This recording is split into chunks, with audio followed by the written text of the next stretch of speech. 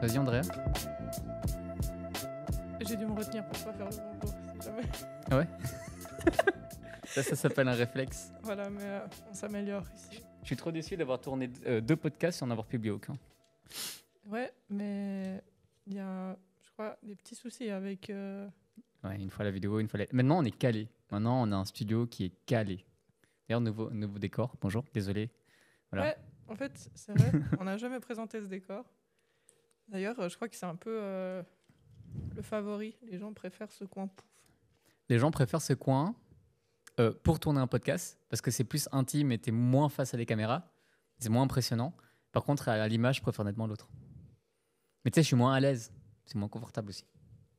Tu trouves qu'ici, c'est moins confortable? Non, là-bas. Ah, Là-bas, c'est plus beau à l'image, mais en vrai, c'est moins pratique. C'est un peu mon point de vue. moi, je préfère l'autre côté. Je suis d'ailleurs étonnée que celui-là, c'est un peu le chouchou des gens. Ah ouais? Ouais. Mais je pense vraiment, c'est comme tu dis, c'est le côté un peu comfy et puis... Mais parce que les gens, ils pensent pas à l'image. Ouais. Ouais. C'est un peu comme dans ton salon, quoi. Quoi? Bon, on va pas avoir des discussions de salon, je pense qu'on va avoir des discussions d'entrepreneurs plutôt. C'est vrai. Putain, il y a En des fait, choses c'est à pas dire. un bon setup pour ce podcast. Bah ouais, c'est ça en fait. Il y a quoi comme podcast qui est tourné ici? C'est podcast sur... Alors, on va dire dans le top des podcasts tournés ici, c'est surtout des podcasts tournés autour du féminin. Ah ouais, je comprends alors. Donc, c'est des sujets super intéressants, mais c'est un peu plus loin du côté entrepreneurial de la vie, on va dire. Ouais, faut que je les regarde. D'ailleurs, j'ai eu des retours réels de notre podcast. Les gens sont assez contents, ils nous écoutent, ils disent que c'est éducatif. Mais c'est des gens proches de nous. Donc, tu vois, genre, je prends ça avec des pincettes quand même, mais ça fait plaisir. Donc, Ok. beau travail, André. Bah, je suis contente si ça plaît aux gens. Bon, il y a toujours moyen de s'améliorer, en tout cas. Moi, c'est ce que je pense sur ce podcast. Niveau sujet, on a eu quelques débats. T'as préparé des sujets? La dernière fois, on a discuté maintenant. qu'on ne voulait pas avoir de sujet trop Ok, défini. moi j'ai plusieurs sujets. Ok. Déjà, t'es venu avec le sujet des vacances. Je suis pas venue avec ce sujet, il s'est imposé tout seul. Il s'est imposé tout seul, mais c'est hyper pertinent parce que, en vrai, j'ai beaucoup voyagé, mais je suis pas vraiment parti en vacances. T'as dit juste avant que les vacances, c'était plus stressant, alors que le but des vacances, C'est justement de déconnecter. c'est l'inverse. Ouais. Je sais pas si tu veux développer un peu... Bah, on va dire, disons que c'est une année un peu spéciale parce que j'ai vraiment pas pris de vacances. La seule fois où je suis partie du pays, ben, c'était un peu moitié business, moitié j'ai dû régler quelques trucs d'où je viens. Et du coup, ben, là, je sens vraiment une cumule en termes de fatigue, un cumul en termes de fatigue. Et pourtant, il y a un côté où j'arrive pas du tout à décrocher parce que je me dis, oh, d'un côté, c'est que 15 jours, ça va rien changer dans ma vie. Mais il y a tellement de choses que je dois faire avant de partir que c'est encore plus fatigant que si je pars pas. Bah ouais. Moi, les vacances, c'est tellement stressant. Les week-ends aussi, c'est hyper stressant. Les week-ends, je trouve que ça va. Moi, j'aime pas les week-ends. Pourquoi? Parce que tu sais, t'es un peu en mode hyper productivité avec la construction du Point Rouge, des restaurants, des projets sur l'IA, du fonds d'investissement, tout ça. Bah, t'as tout et un jour, il y a tout qui s'arrête. C'est insupportable. Et tu dois tout reprendre lundi de ce qui s'est passé vendredi. Bon, tu peux taffer un petit peu, tu vois, mais souvent, là, on est au stade où on attend la réponse des gens. Et ouais, moi, j'aime pas trop les week-ends. Genre, je préfère nettement avoir fini les choses, ensuite prendre genre 2-3 jours et se lancer. Mais c'est vrai que les vacances, moi, j'ai jamais trouvé ça déstressant. Déjà, d'une chose, il faut finir tout le taf que tu as. Parce que contrairement à être, tu vois, genre employé, bah, si tu finis pas, il n'y a personne qui finit pour toi. C'est ça. Et après, s'il y a une couille, bah, t'es pas là.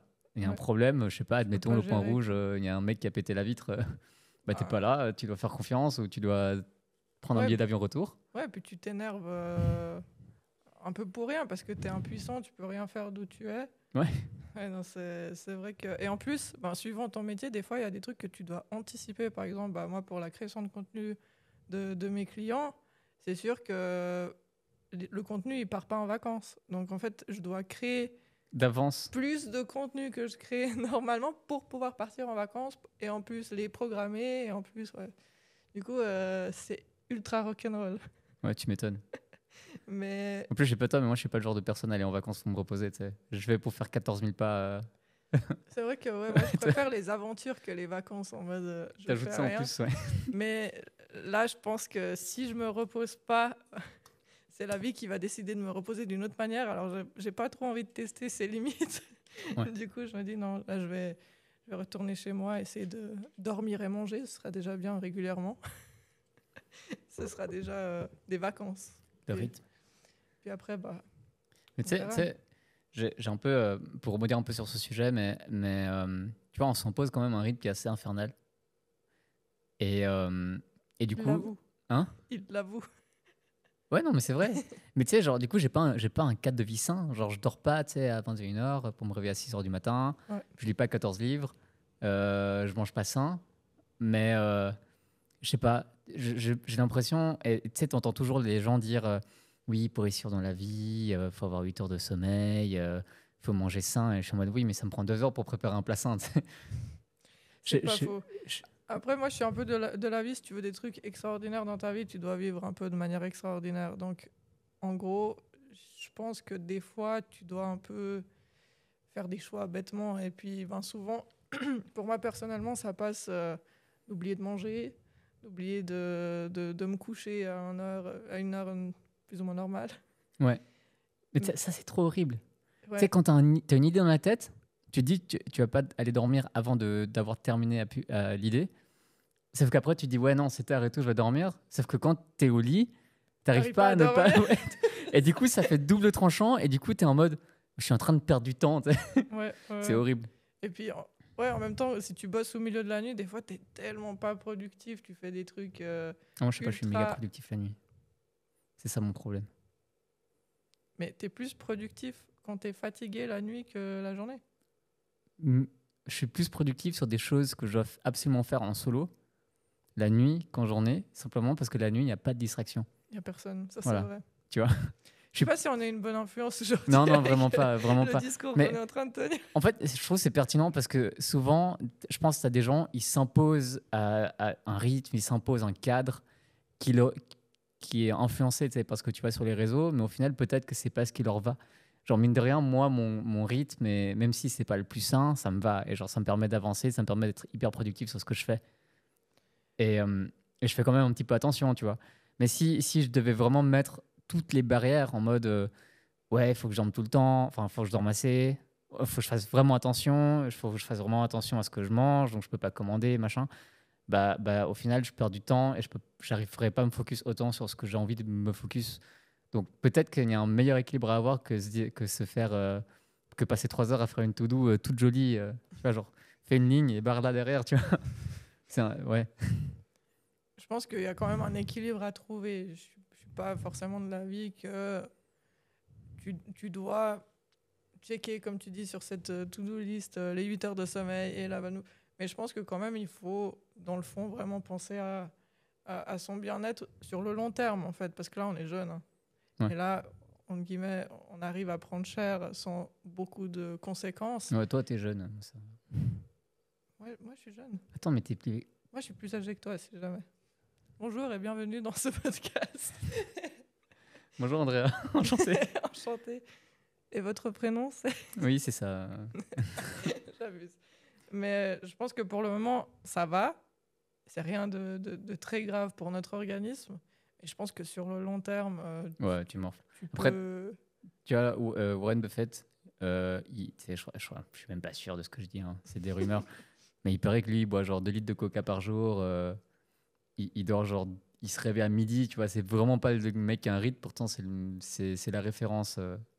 Donc, Oui, c'est ça que je dis. Des fois, ouais, pour avoir un résultat extraordinaire, tu dois toi-même être extraordinaire ou vivre une vie ouais, extraordinaire. c'est vrai. Parce que si tu fais, entre guillemets, comme tout le monde, bah, c'est sûr que faut pas s'attendre à des résultats.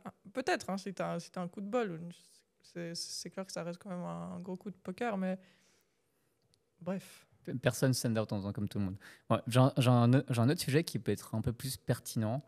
Euh, Alors, c'est un truc que je voulais traiter depuis ces quelques jours parce que c'est un peu d'actualité, mais c'est un peu comment traiter les émotions dans dans ton business life. C'est des choses qui sont souvent incompatibles. Et là, je le vois. Typiquement, alors, très grande ligne, je ne sais pas s'il écoute de podcast, mais j'avais un contrat qui pouvait rapporter quand même pas mal en commission, tu vois, parce que c'était la vente d'un bien. Et juste parce que la personne était en mode ouais, j'étais un courtier et tout, moi je prends au minimum 80% de la com. Je t'en mets ouais, mais attends. Le plus compliqué dans ton travail, c'est de trouver des mandataires, des gens qui te mandatent pour le travailler. Et tu vas pas cracher sur 75 000 balles, tu vois, même si c'est 10% de la com. Mhm. Et je suis en mode, à quel moment tu vois, genre, moi, l'émotion de la fierté qui était rentrée en jeu dans cette discussion, ça m'a tellement saoulé parce que je suis en mode, tu veux te faire des thunes, tu veux faire du business, au bout d'un moment, tu vois, genre, fais des thunes, fais du business. Et je sais pas comment, est-ce que toi, ça t'arrive? Moi, j'essaie toujours, tu sais, genre, de dégager toute émotion. Genre, une discussion, c'est une discussion. Genre, point A, point B, Ouais, toi, point t'es barre. assez bon dans ça. Ouais. Moi, je suis un peu dans l'autre spectre. Ah ouais? Non. J'aime pas ta tête, Alors, peut-être pas dit comme ça, mais c'est vrai que ça peut m'arriver ce genre de choses. Alors là, aujourd'hui, je suis vraiment pas la bonne influence, hein. Mais c'est intéressant ce que tu dis, parce que je trouve que ça devrait être la norme. Clairement, quand on parle professionnellement, on devrait se détacher de nos émotions. Mais après, je me pose la question encore une fois sur le long terme, est-ce que ça te boufferait pas une partie de ta vie? Je sais pas, c'est une petite question que ça. Bah, moi, j'ai envie de dire, j'ai envie de dire, business is business, tu vois, genre, t'es pas obligé d'être pote avec qui tu fais du business. Clairement, non, non, Non, donc, c'est pas dans ce sens-là que moi je pensais. C'est surtout par rapport au désaccord. bah, Business is business, ça c'est sûr, dans le sens où l'acquisition de clients, tu sais, oui, je vois ça comme ça. Les contrats, tu vois, genre, tout ce qu'on met par écrit, les contrats, les devis, les factures, c'est explicitement pour gérer les désaccords. Ça sert que à ça. oui, Si on n'avait jamais de désaccord, on n'aurait pas besoin de tout ça, tu vois. c'est vrai. Ça veut dire que, en fait, humainement parlant, moi, je pense que je peux m'entendre avec peut-être, sur le long terme, 3 personnes dans toute ma vie, tu vois. Mhm. Si je dois être dans une pièce avec 3 personnes. Donc, par contre, je dois travailler avec des milliers et des milliers de personnes. Et c'est pour ça qu'on on fait des contrats. Donc, moi, je me Pour te suis. détacher de ça, en fait. Ouais. Donc, j'ai eu ce clic dans l'autre sens, en mode, de toute façon, je vais pas m'entendre avec tout le monde, enfin, quasiment personne, tu vois, enfin, très, très pessimistement parlant, hein, si ça se passera bien. Du coup, je crée un process avec des contrats, avec un A à B, je sais qui a faux, qui a tort, je sais si quelqu'un a tort, qu'est-ce qui se passe, etc. C'est le but d'un contrat, justement. Et du coup, ben, tu vois, voir les émotions. Tu vois, genre, pareil, si je reprends mon exemple de l'autre sens, si quelqu'un vient avec moi, je le déteste, et genre, il me vient, il me fait, tiens, un contrat à 100 000 francs, tu dois faire ça. Je suis en mode, je fais ça, tu vois, genre, j'ai pas besoin d'aimer ta tête pour qu'on travaille ensemble. Ouais, je suis d'accord, je suis assez d'accord avec ton point de vue. Après, il y a juste la petite nuance, c'est que oui, le contrat, il est là pour te servir en cas de désaccord. Et puis, c'est vrai que si tu as un bon contrat, quelque part, tu es censé moins te faire juste moins rentrer dans l'émotionnel parce que tu sais que de toute manière, il y a ça qui va gérer un désaccord.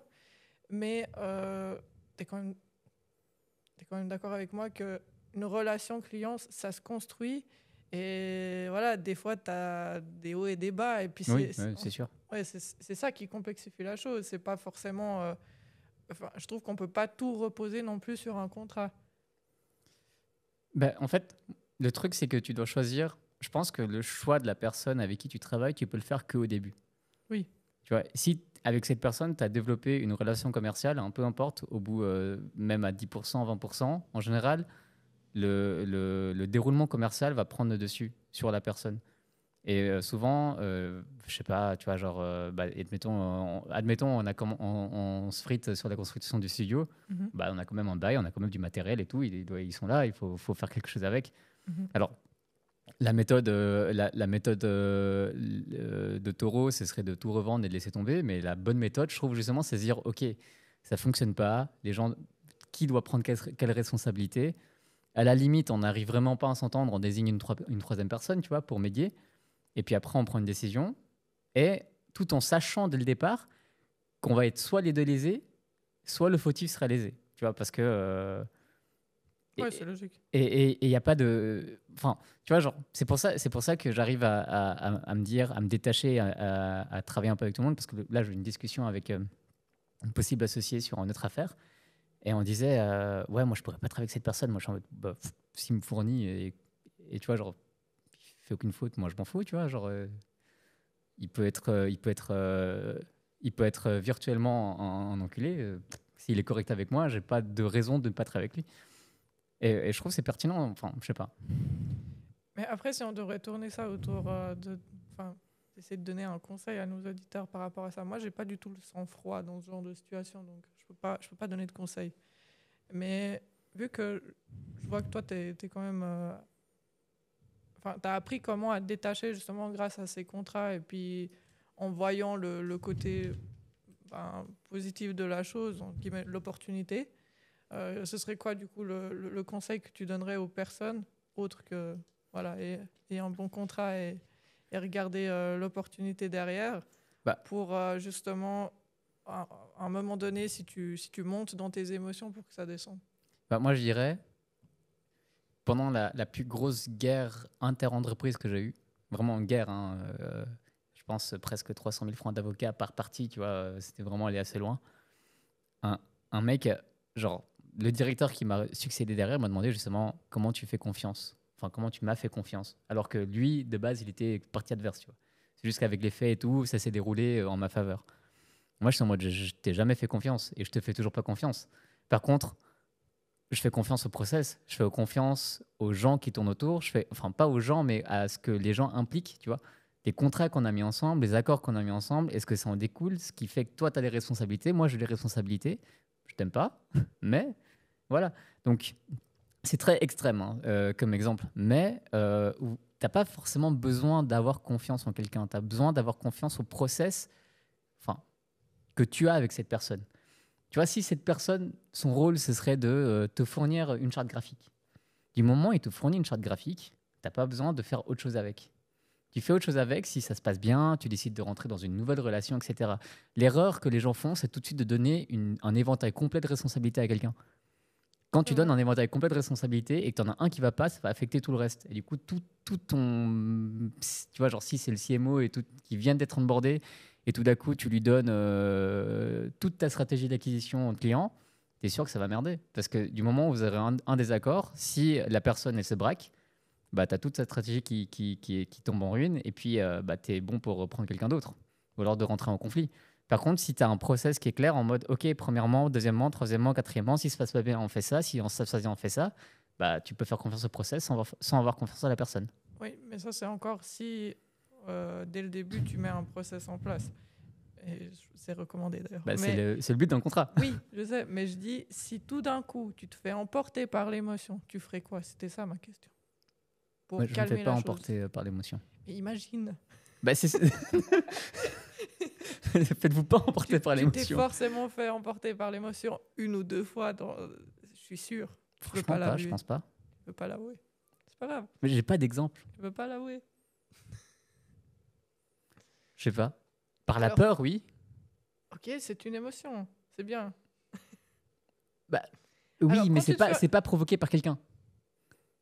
Tu Mais vois. ça pourrait, non? Ça pourrait, mais j'ai jamais Ok. eu peur de quelqu'un. Non, mais t'as peur de quelqu'un, mais par exemple, t'as quelqu'un qui fait quelque chose et puis le potentiel résultat te fait peur. Ouais, par exemple, les lattes de plafond. Voilà. Parlons. Comment tu gères ce genre d'émotions fortes, tu vois, pour pas que ça prenne le dessus? Bah, je sais que tu as monté ce studio et j'aime bien. Et du coup, tu vois, genre, je fais confiance au process. Moi, je fais pas des lattes sur le plafond. Non, mais c'est toi qui as validé les lattes du plafond. Tu vois, il y a justement une prise de responsabilité. Je Ah oui, sais que absolument. si ça marche pas et j'aime pas, bah, c'est ta responsabilité derrière de corriger. C'est juste. Donc, c'est le process qui fait que j'ai pas peur. J'ai peur de ce que ça pourrait donner émotionnellement parlant, mais j'ai pas peur du résultat ou des conséquences d'une possible erreur de jugement parce que c'est aussi ton rôle de gérer cette partie-là, tu vois. Je sais que c'est ta responsabilité et tu gères. Par contre, tu vois, genre, ce qui serait dangereux, c'est de dire non, j'aime vraiment pas, je veux un plafond lisse. Alors toi, ta vision, ce serait d'avoir des lattes. Et là, tout d'un coup, le mariage, ton idée et ce que moi j'ai forcé va vraiment pas ensemble. Là, par contre, il y a un conflit de responsabilité. Parce que toi, moi, je pourrais très bien dire, ah, c'est ton idée générale qui est nulle. Et Mhm. toi, tu pourrais très bien dire, c'est parce que tu as interféré avec mon idée originale que ça devient nul. Et là, c'est dangereux. Et c'est là que les conflits émergent, tu vois. C'est quand même assez drôle parce que dans l'histoire des, des lattes, mon idée de base, c'était un plafond lisse. Mais qui a proposé les lattes? On a proposé, ils ont proposé par question de budget, et puis que c'était beaucoup plus rapide. Et après, quand j'ai réfléchi, je me suis dit, ah bah oui, c'est vrai. Tu vois, il y a quand même une différence assez importante dans le budget et dans le temps de juste finir le plafond. Toi, Et tu sais s'ils ont posé les lattes? aujourd'hui, Ouais. non. Moi, j'irai voir après. Mais je pense pas, hein, je vais pas te donner de faux espoirs. Ok, un autre exemple alors où Oui, c'est pas, il n'y a pas eu d'influence externe, les lumières, oui, c'est vrai. tu vois.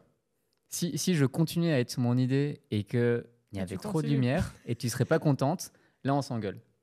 Parce que j'ai interféré avec ton. Tu vois, genre il y a des Bah, conflits de responsabilité. ouais, mais tu vois, ça dépend. Moi, je pense pas qu'on s'engueulerait parce que d'un côté, c'est quand même ton espace. Ouais, mais si je force. Oui, mais après, si ça marche pas, toi tu vas dire c'est ton problème.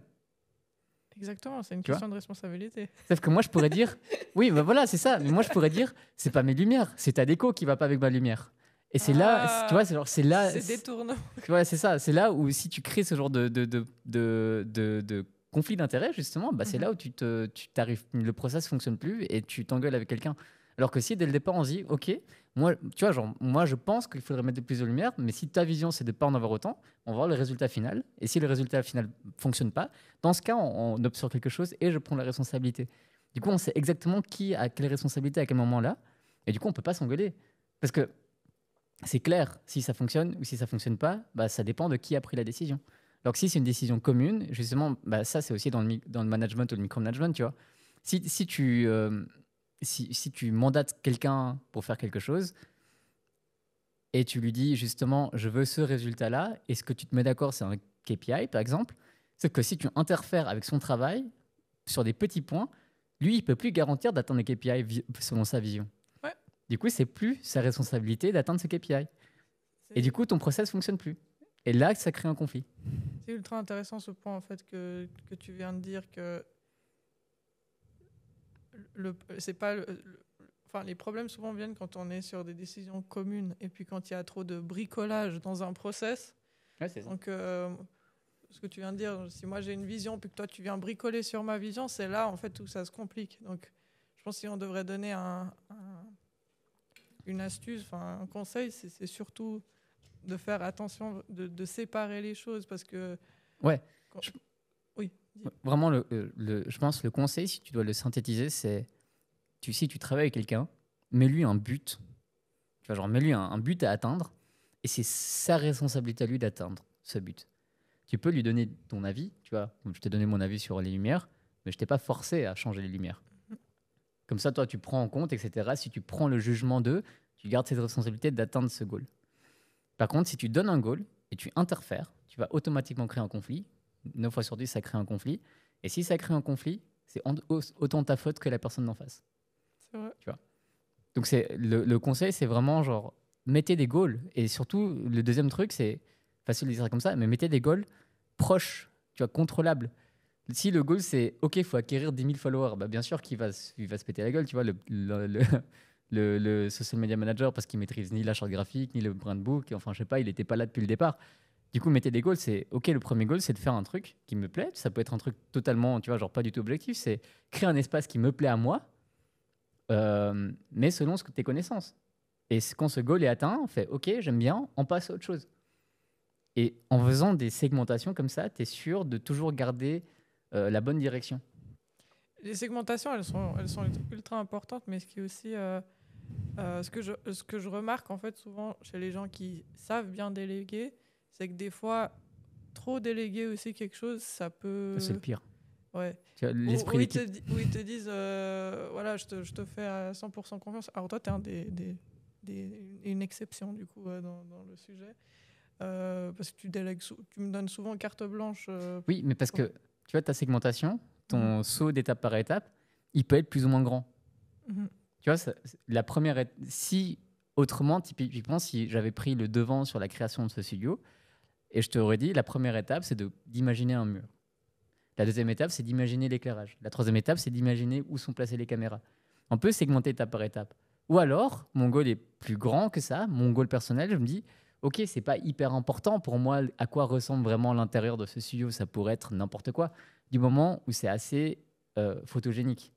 Du coup, je pourrais très bien me dire, ok, je vais éviter tous les premiers petits goals et je peux mettre un goal un peu plus grand. Donc, et là, c'est là qui est très, très intéressant, c'est que pour moi, je ne t'ai pas donné carte blanche. Parce que pour moi, la vraie carte blanche, ce serait de dire, créer le studio, soit rentable, dans 2 mois, tu dois payer le loyer. Tu vois, genre. Ça, ce serait une carte blanche qui serait très dangereuse. Par contre, si la première étape, c'est OK, créer l'espace. Enfin, tu vois, genre, tu peux le segmenter de manière différente et ça peut être des pas plus ou moins grands. Et sauf que toi, ta perception du pas plus ou moins grand, pour quelqu'un d'autre, ça peut être un énorme pas comme un petit pas. Tu vois, par exemple, un graphic designer, ça, c'est vrai. un gars qui maîtrise que Photoshop, tu lui donnes le goal de faire une charte graphique. Pour lui, c'est un pas qui est énorme. Pour toi, c'est rien du tout dans ton process, tu vois. Et ça, c'est le jugement d'humain à humain qui est un peu plus complexe, mais c'est ce qui fait un bon manager, un mauvais manager. C'est vrai, mais je pense que même si pour toi, entre guillemets, c'était pas forcément un grand pas, même dans ce genre de démarche, souvent les gens ils mettent beaucoup plus d'informations, on va dire, dans la partie du briefing, tu vois. Ouais, mais tu vois, il y avait quand même un gage de confiance dans ce projet. C'est là aussi que ça devient dangereux, parce que si tu lui dis... Ah oui, c'est du micromanaging. Voilà, c'est ça, tu vois. Et puis du coup, ça peut complètement tuer le résultat. Ça, c'est sûr à 100%. Ouais. Bon, après, ça dépend aussi, ça dépend aussi des personnes ou de... tout bêtement parlant, moi je pense que je suis peut-être assez bon pour créer des machines, tu vois, genre setup un truc qui fonctionne, mais je suis peut-être pas autant bon que ça dans la créativité. Donc je sais que tu es plus une experte que moi, donc je sais que le goal, je peux le set assez loin. Et du coup, en fait, toi, de manière créative, ton goal, c'était une impression de carte blanche, mais moi, de manière d'investisseur ou tu sais, genre de management pur et dur, le goal financier est un tout petit pas, tu vois, par rapport au... Donc, c'est aussi une question de perspective. C'est vrai.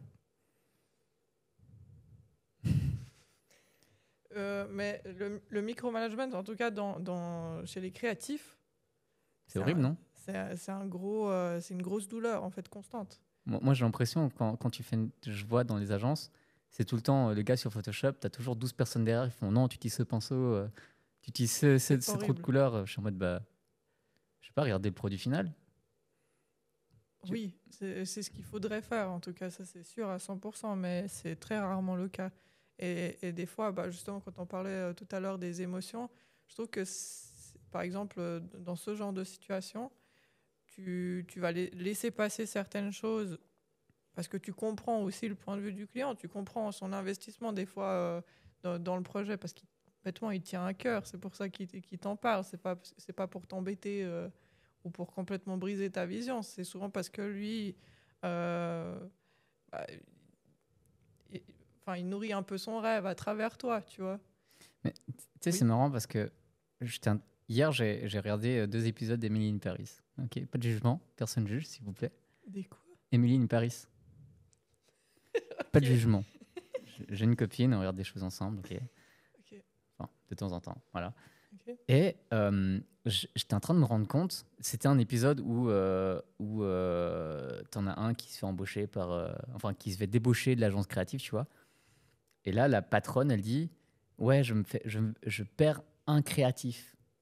Et ensuite, je me suis dit, ça m'a fait tilt un peu, je suis en mode, attends, est-ce qu'elle fonctionne de la manière dont je pense qu'elle fonctionne? Mais en fait, chaque personnage de l'agence, tu vois, les personnages principaux, je sais pas si tu avais regardé un épisode 2, non, ok. En fait, eux, ils ont des projets, ils ont des clients dans l'agence, et eux ont carte blanche sur ce que font les clients. Et la patronne, en fait, vient juste participer et assure juste le gage de qualité minimum sur chaque truc. Et le gage de qualité minimum, c'est des trucs bêtes, hein, mais c'est genre la présentation, il est brandé, c'est les mêmes cartes de visite, tu vois, genre c'est un unisson par rapport à toute l'entreprise. Mais chaque personne, chaque gestionnaire de projet a leurs clients, ont leurs clients qui suivent, et c'est le seul point de contact, tu vois. Et souvent, quand tu vois dans la série un autre qui vient, Émilie justement, tu vois, qui vient et qui met son nez, ça énerve les autres créatifs en mode c'est mon client, laisse-moi tranquille, tu vois.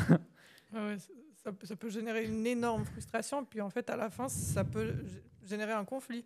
Ouais, bah oui, justement. Bah, Ouais. des fois, ça génère un conflit. Bah, après, c'est une série, c'est vachement romantisé, tu vois. Mais c'est vachement drôle comment c'est fait parce que c'est juste la manière dont l'agence a été construite est juste.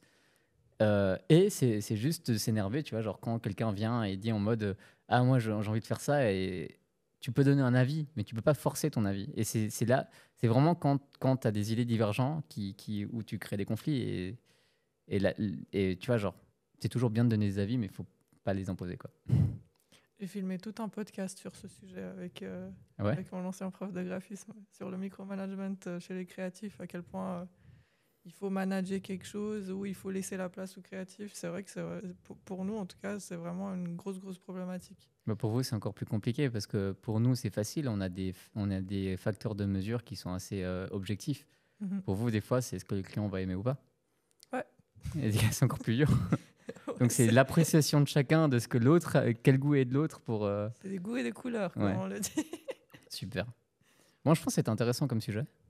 C'est vrai, on a parlé un peu des pain points Ouais, vraiment. Ouais. de l'entrepreneuriat. C'était peut-être pas le plus positif, mais je pense que c'est important de parler aussi sans filtre et puis pas de peut-être tout glorifier dans l'entrepreneuriat.